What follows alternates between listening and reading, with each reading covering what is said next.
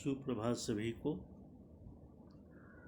प्यारे विद्यार्थियों, आज हम आप लोगों को रहीम के दोहे नामक पाठ का अध्ययन कराएंगे। रहीम के दोहे, इस दोहे में जीवन की वास्तविकता का परिचय रहीम कवि ने दिया है। तो इसमें जो 5-6 दोहे आपको दिए गए हैं, इसके बारे में हम सबसे पहले इस कवि जो पूरे दोहे हैं उसके बारे में संक्षिप्त रूप से थोड़ा सा वर्णन आपको बता दें कि रहीम के दोहे में जीवन की वास्तविकता का परिचय दिया गया है, साथ ही प्रेम, त्याग और प्रत्येक परिस्थिति में सहज भाव से जीने की प्रेरणा दी गई है। इन दोहों में ये सभी किसी न किसी दोहे में वर्णन किया गया है। इसलिए मैंने कहा कि इन सभी दोहों में रहीम ने कहा है कि धन रहने पर तो बहुत से लोग मित्र मिल जाते हैं, लेकिन विपत्ति के समय साथ देने वाला ही सच्चा मित्र होता है। एक अच्छे मित्र की पहचान भी बताई गई है और जीवन की वास्तविकता का भी परिचय दिया गया है। जाल में मछली के फंसते ही दूसरे में बताया कि जल उसका मोह छोड़ देता है और मछली जल के बिना जीवित नहीं रह सकती। ठीक है, तो जल और मछली दोनों का अटूट संबंध है, लेकिन समय ऐसा आता है कि जल मछली का साथ छोड़ देता है, लेकिन मछली जल के बिना नहीं रह सकती। ठीक है, उसी प्रकार जैसे वृक्ष दूसरों के लिए फल और तालाब दूसरों के लिए जल संचित करते हैं, इकट्ठा कर रहे हैं। वृक्ष दूसरों के लिए फल, तालाब दूसरों के लिए जल, उसी तरह से सज्जन लोगों का जो धन होता है वह दूसरों के कल्याण के लिए होता है। सज्जन लोग धन एकत्र करते हैं तो वह दूसरों के कल्याण के लिए कल्याणकारी होता है। और आगे उन्होंने बताया कि निर्धन लोग क्वार के बादल के समान ही होते हैं। निर्धन लोग क्वार के महीने में, क्वार एक महीने का नाम है हिंदी महीने में, जैसे चैत से शुरू होता है हिंदी का महीना, चैत, बैसाख, जेठ, आषाढ़, सावन, भादों, क्वार, कार्तिक, अगहन, पूष, माघ, फागुन। ये जैसे जनवरी का महीना जनवरी से शुरू होकर दिसंबर में ख़त्म हो जाता है, जिसको कहते हैं अंग्रेजी का महीना। दूसरा हिंदी का महीना चैत, चैत से शुरू होकर और कहाँ ख़त्म होता है, फागुन तक चलता है। इसके बाद फिर वही चैत का महीना। ठीक है, तो इस तरह से क्वार एक महीने का नाम है। निर्धन लोग क्वार के महीने के में जो बादल होते हैं उसके समान होते हैं, जो अपने पिछली सुखी जीवन की बात को याद करते रहते हैं। अंत में रहीम कहते हैं, जिस प्रकार धरती सहज भाव से हर मौसम की मार झेल लेती है, उसी प्रकार मनुष्य को भी हर परिस्थितियों का सामना करना चाहिए। तो ये नीतिपरक दोहे रहीम के बताए गए हैं और इस रहीम के इस दोहे में जीवन की वास्तविकता ही साफ झलकती है। ठीक है, तो आगे हम आपको प्रत्येक दोहे के बारे में आपको विस्तार से बताएंगे। पहला दोहा है कि कहे रहीम संपत सगे, बनत बहुत बहुरीत, विपत कसौटी जे कसे, तेही सांचे मीत। सच्चे मित्र की इसमें पहचान बताई गई है। आप देखेंगे कि कह रहीम, रहीम कह रहे हैं, क्या कह रहे हैं? संपत्ति माने धन दौलत, बनत बन जाता है, बन जाते हैं, बहुत से, बहुरीत, रीत बहुत से रिश्ते नाते बन जाते हैं संपत्ति के साथ रहने से।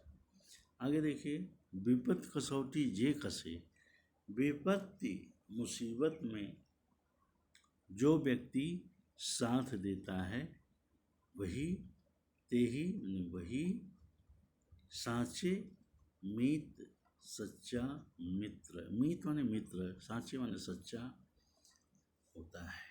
ठीक है, तो प्रस्तुत इस दोहे में रहीम कवि कहते हैं कि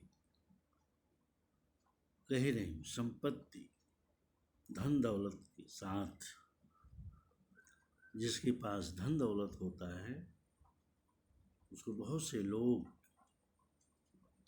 मिल जाते हैं, बहुत से लोग हितैषी उसके हो जाते हैं, लेकिन सच्चा मित्र वही है जो विपत्ति की कसौटी पर खरा उतरता है, जो विपत्ति में साथ देता है वही अच्छा मित्र होता है। अर्थात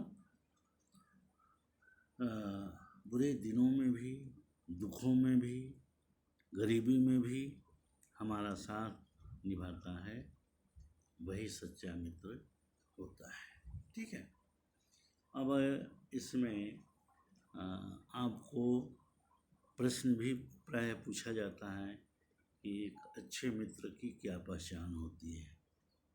ठीक है, तो जो मित्र विपत्ति में साथ देता है वही सच्चा मित्र होता है। ठीक है, और आगे आपको इस पहले दोहे में सबको समझ में आ गया होगा। और दूसरा दोहा, जाल परे जल जात बही, तज मीनन को मोह, रहमन मछरी नीर को, तौन छाड़त छोड़। ठीक है, अब इसमें भी जीवन की वास्तविकता दर्शाई गई है, रहीम ने दर्शाया है। क्या? जाल परे, जाल पड़ जाने पर, जाल समझते हैं कि जाल परे में पड़ जाने पर, जल जात मन चला जाता है, बह जाता है, तज छोड़ना, तज माने छोड़ना, लिख लीजिए सब। मीनन, मीनन में मछली को मोह, मछली का मोह छोड़कर।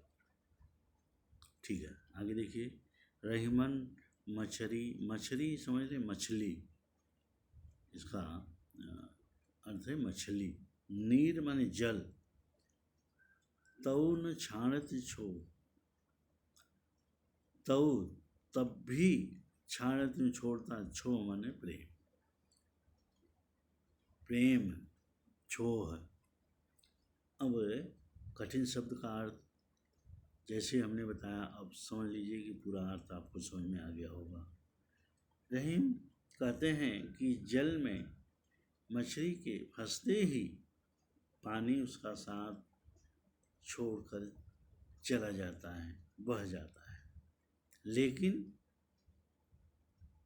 फिर भी पानी के प्रति अपने प्रेम को मछली त्याग नहीं पाती, और यही प्रेम उसका प्राण ले लेता है। मैं आपको पहले ही बताया कि मछली जल के बिना नहीं रहती, नहीं रह सकती। जल अगर साथ छोड़ दिया तो मछली प्राण त्याग देती है, लेकिन जैसे ही जल में जाल पड़ता है, मछलियां तो जाल में फंस जाती हैं, पानी उसका साथ छोड़कर बह जाता है। क्या कभी ऐसा होता है? जैसे जल में अगर जाल पड़े तो मछली फंस जाए, पानी भी नहीं बहता? नहीं, पानी तो बह जाता है, साथ छोड़ दिया और मछली फंस गई। इस तरह से जीवन की वास्तविकता इसमें भी दर्शाया गया है कि अ, रहीम एक जीवन की वास्तविकता को यहाँ पर वर्णन किया है। ठीक है, और इसमें सभी शब्द के अर्थ समझ गए होंगे और सभी अर्थ समझ गए होंगे। अब नेक्स्ट हम आगे चलते हैं। दोहा नंबर 3 है। इसमें भी जीवन की वास्तविकता को यहाँ दर्शाया गया है।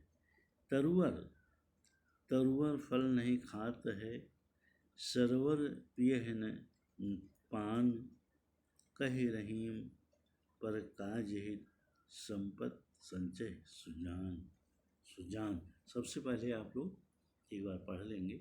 पढ़ने के बाद अब इसमें कठिन शब्द और उसके अर्थ है। देखिए, तरुवर तरुवर वृक्ष को कहा गया है। फल नहीं खाते हैं, वृक्ष फल नहीं खाता है। ठीक। सरवर पियहिन पान, सरोवर में तालाब, सरोवर सरवर सरोवर तालाब। पियहिन पान, पान माने पानी, पियहिन पान पानी। दूसरी लाइन है, कह रहीम, रहीम कह रहे हैं क्या, पर काज, पर माने दूसरे के काज माने कारण, दूसरे के कारण, हित भलाई के लिए, संपत्ति, संपत्ति में धन दौलत, संपत्ति, संचय, संचय में एकत्र करना, सुजान सुंदर लोग, सुजान ज्ञानी लोग, सज्जन लोग। ठीक है, और संचय संपत्ति। आगे देखिए,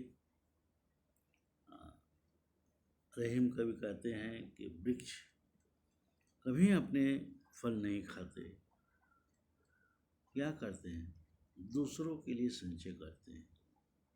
वृक्ष कभी अपने फल को नहीं खाते और न ही सरोवर या तालाब अपने जल को पीते हैं।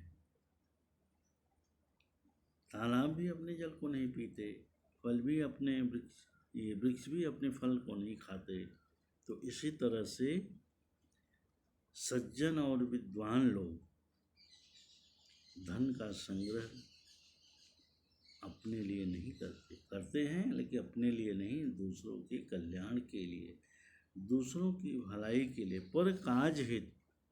कह रहीम, रहीम कवि कहते हैं, पर काज दूसरे के कारण, दूसरे की भलाई के लिए, संपत्ति का संचय, सुजान लोग, सुज्ञानी, विद्वान लोग, अच्छे लोग, सज्जन लोग, ज्ञानी लोग करते हैं। तो इस तरह से जीवन की वास्तविकता को इस दोहे में भी दर्शाया गया है। ठीक है, सभी लोगों को समझ में आ गया होगा। दोहा नंबर 4। अब दोहा नंबर 3 और दोहा नंबर 4। चौथा दोहा भी जीवन की वास्तविकता से जरा सा भी कम नहीं है।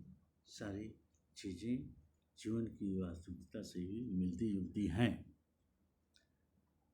अब देखिए, दोहा नंबर 4। थोथे बादल, बादर बादल कहा गया है, बादर से बादल,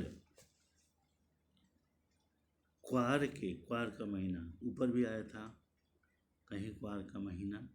ठीक है, और यहाँ थोथे बादल क्वार के, ज्यों रहीम घरात, धनी पुरुष निर्धन भय, करे पाछली बान। ठीक है, आगे देखेंगे।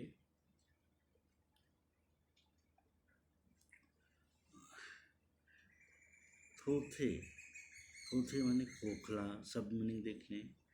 बादल माने बादल, क्वार, क्वार का महीना, ज्यों रहीम घरात, घर आता है, गरजते हैं बादल गरजते हैं। धनी पुरुष निर्धन भय, धनी पुरुष निर्धन भय, निर्धन माने गरीब हो जाते हैं। धनी हमेशा धनी नहीं रहता है, धनी भी गरीब हो जाता है, और गरीब हमेशा गरीब नहीं होता, गरीब भी धनी हो जाता है। तो ये जीवन की वास्तविकता इसमें बताई गई है। धनी पुरुष निर्धन भय करे पाछली बात, पाछली बात पहले की बात, पिछली बात करे मने करता है। ठीक है, तो इस तरह से इस दोहे में जीवन की वास्तविकता है, और कोई कठिन शब्द नहीं है इसमें, मैंने सब बता दिया। बादल में बादल, क्वार का महीना, यो मने जैसे, रहीम घारात गर्जना। ठीक है, तो इसका अर्थ आपको बता दें। रहीम कवि कहते हैं कि क्वार में आसमान में छाए जाने वाले बादलों की तरह जो गरज वह बिल्कुल खोखली होती है। क्वार का महीना में बादल बरस के खाली हो जाता, खोखली हो जाती है, क्योंकि वे बरसात नहीं करते, तो खाली हैं। बारिश तो हो चुकी है आषाढ़ सावन भादों में, क्वार का महीना खाली चला जाता है। उसी प्रकार पहले के धनी जो लोग रहे हैं अब निर्धन हो चुके हैं। ठीक है, या सुख के दिन बीत गए हैं और दुख के बादल आ गए हैं, दुख का दिन आ गया है। ठीक है, तो आज भी उनमें कोई उपयोगिता दिखाई नहीं दे रही है। इसका मतलब क्या है कि उसी प्रकार धनी जो व्यक्ति रहे हैं अब निर्धन हो चुके हैं, अब सुख के दिन बीत गए हैं और उनकी बात करना अब बेकार हो जाता है और वो किसी के उपयोग में नहीं आ पाते हैं। कहने का तात्पर्य क्या है, जीवन की वास्तविकता ये है कि जब भी बादल युवावस्था में जब भी बादल आते हैं, शुरू में आते हैं, खूब वर्षा करते हैं। ठीक है, और धरती को हरा भरा और तृप्त कर देते हैं, संतुष्ट कर देते हैं। और जैसे ही क्वार का महीना आता है, एक महीने में बादल बिल्कुल खाली हो जाते हैं, वे केवल गरजते हैं, बरसते नहीं। उसी तरह से धनी पुरुष के बारे में भी यहाँ बातें बताई गई है कि धनी पुरुष लोग जब गरीब होते हैं तो वह केवल बखान अपना करते हैं, वह किसी मनुष्य के काम लायक या मुसीबत में काम नहीं आते। तो इस तरह से क्वार के बादल के समान धनी पुरुष की दशा हो जाती है। ठीक है, और एक आपको और लास्ट में है 5-6 दो लाइन के 5-6 दोहे हैं जो बहुत ही अच्छे और बहुत ही सरल शब्दों में रहीम कवि ने जीवन की वास्तविकता को बताई है। लास्ट है कि धरती की सी रीत है, धरती के समान रीत है, धरती की सी रीत है, शीत घाम और मेह, जैसी परेश हो सही रहे, त्यों रहीम यह देह। देखिए, धरती की जो रीत है, रीत और जो नियम, रीत माना इसका तौर तरीका, रीति है, तौर तरीका है। शीत,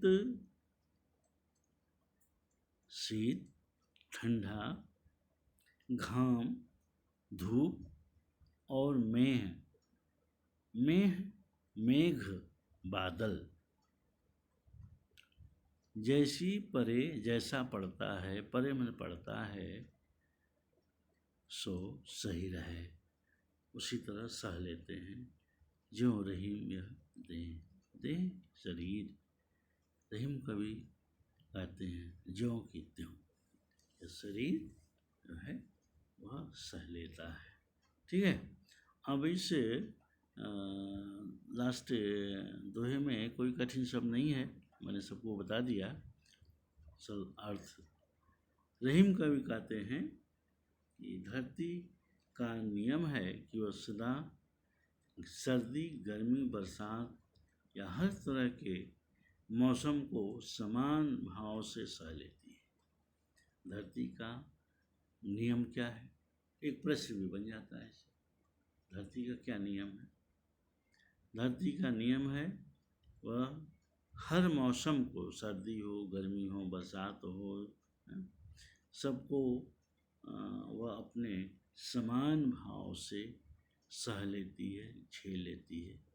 उसी तरह से हमारे शरीर में भी वैसे ही क्षमता होनी चाहिए कि हम जीवन में हर परिवर्तन को बड़ी आसानी से सह लें, स्वीकार कर लें। यहाँ तो आप देखते ही हैं, बहुत गर्मी है तो क्या करेंगे लोग? कूलर की व्यवस्था कर लेंगे। बहुत सर्दी है तो हीटर की व्यवस्था कर लेंगे। बहुत बरसात है तो ये बरसात से बचने के लिए बरसाती कपड़े पहन लेते हैं, छतरी का प्रयोग कर लेते हैं। मनुष्य को ये सब सुविधाएं उन्हें खतरे में डाल देती हैं। इसलिए हम लोगों को धरती के समान सहनशील बनना है। हर मुसीबत का हमें सामना करना चाहिए और उस मुसीबत के हम जैसे ही सहन करेंगे, धरती के समान हम हर समय एक समान रहेंगे। कभी हम बीमार नहीं पड़ेंगे, कभी हम किसी कष्ट में नहीं होंगे। धरती को कभी देखा? वह जाड़ा हो, गर्मी हो, बरसात हो, हर मौसम में वह एक समान सारा दुख पड़े, सुख पड़े, सबको सह लेती है। और मनुष्य इस सब से परे हो जाता है। इसलिए विपत्ति आती है तो घबराने लगता है, मुसीबत आती है तो रोने लगता है और किसी भी तरह का दुख सह नहीं पाता है। तो इस तरह से एक जीवन का बहुत अच्छा अनुभव बताया गया है कि धरती का नियम है, धरती के समान हमें सहनशील बनना चाहिए और उसी तरह से हमें हर मुसीबत का सामना करने के लिए एक शक्ति, एक ताकत मिल जाती है। ठीक है। इस तरह से रहीम के जो दोहे हैं, ये 5-6 दोहे को हमने आपके सामने बता दिया है। अब आपको इस दोहे से संबंधित कुछ इम्पॉर्टेंट प्रश्न हैं, हम आपसे पूछेंगे। ठीक है। और आपको जो भी आता है आप ईमानदारी से उत्तर दें। जैसे सबसे पहले छोटा छोटा प्रश्न है कि सच्चे मित्र की क्या पहचान होती है? ठीक है। सच्चा मित्र कब साथ नहीं छोड़ता, या सच्चे मित्र की पहचान क्या होती है, सच्चा मित्र कौन होता है? ये बहुत सारा प्रश्न है, इसमें किसी भी तरह से पूछा जा सकता है आपको। ठीक है। तो सच्चे मित्र की पहचान क्या होती है, सच्चा मित्र कौन होता है? सच्चा मित्र वही होता है जो विपत्ति में साथ देता है। सच्चे मित्र की पहचान है जो मुसीबत के समय, विपत्ति के समय हमारा साथ देता है, वही सच्चा मित्र होता है। ठीक है। तो एक सच्चे मित्र की पहचान इसमें बताई गई है। दूसरे में जल मछलियों का मोह कब छोड़ देता है? जल मछलियों जब मछलियाँ जल में जाल पड़ती है और उस जाल में मछलियाँ फंस जाती हैं तो जल उसका छोड़कर साथ चला जाता है। ठीक है। इस तरह से दूसरों का हित करने वाले की भावना किस में दिखाई देती है? सज्जनों में दिखाई देती है। किस में दिखाई देती है? ठीक है। तो दूसरों का हित चाहने वाले की भावना किस में दिखाई देती है?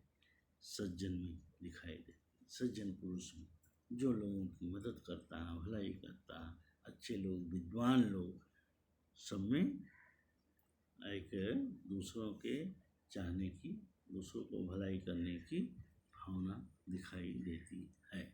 ठीक है। और कुछ आगे के प्रश्न हैं कि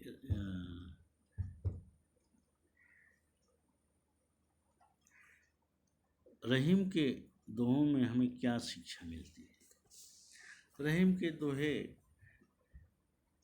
जीवन की वास्तविकता से परिचित कराते हैं, प्रकृति से सीख लेने की प्रेरणा देते हैं। इन दोहों में सच्चे मित्र की पहचान भी बताई गई है। वे संकट के समय में साथ नहीं छोड़ते, विपत्ति में साथ नहीं दे छोड़ते हैं। जल में एक तरफा प्रेम दिखाई दिया गया है, जैसे मछली जल के बिना नहीं रहती, लेकिन जल मछली को छोड़कर चला जाता है। रहीम आगे कह रहे हैं कि वृक्ष और सरोवर को भी आप देखें कि ये दूसरे के जल कल्याण के लिए, भलाई के लिए काम करते हैं, रहते हैं। यही भाव इसमें दिया गया, शिक्षा मिलती है। ठीक है, इसी के साथ बहुत बहुत धन्यवाद। आगे आप लोग प्रश्न करके आएंगे और जो कुछ बचेगा उसको फिर हम कल बताएंगे। बहुत बहुत धन्यवाद।